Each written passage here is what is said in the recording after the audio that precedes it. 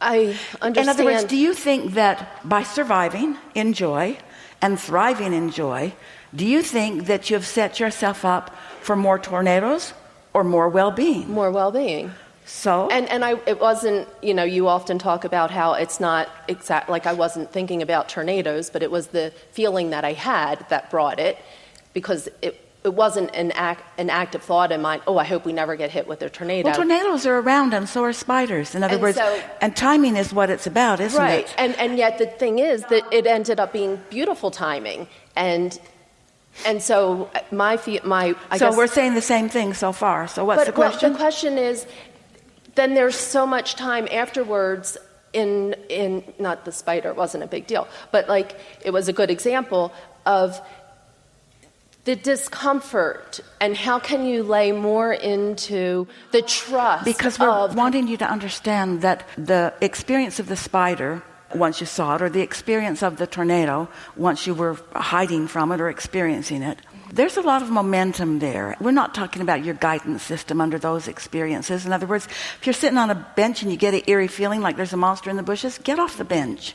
We're not asking you to sit there and be brave. Get off the bench. Make yourself feel better. And that's really what your emotional guidance system is about. We really like assigning the same definition and meaning to the way the spider feels or the way the tornado feels to the way a strong negative emotion feels. In other words, once it has gathered enough momentum that it is a strong feeling, then there's a strong point of attraction going on, and you're really wanting to feel good. You're meant to feel good. It's why you were born with guidance.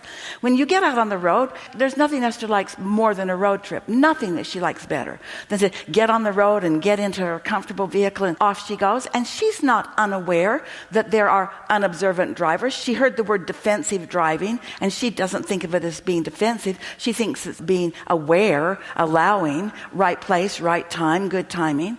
And so the more experiences that you have where you connect the dots back to your well-being, then the more you hold yourself consistently in those patterns. And then you can do the real work. The real work is to notice the negative emotion and not let it get bigger. The real work isn't taking something out of your shoe that is bothering you. Something was bothering you in your shoe. That's not the real work. That's obvious work. The less obvious work is realizing that I'm feeling this strong negative emotion about something, and I'm using it as my excuse to not feel good. Therefore, I'm impacting my own point of attraction by not being disciplined enough to guide my thoughts toward what feels better. If you're sitting on a bench and you get an eerie feeling like there's a monster in the bushes, get off the bench. You're meant to feel good. It's why you were born with guidance. The real work is to notice the negative emotion and not let it get bigger.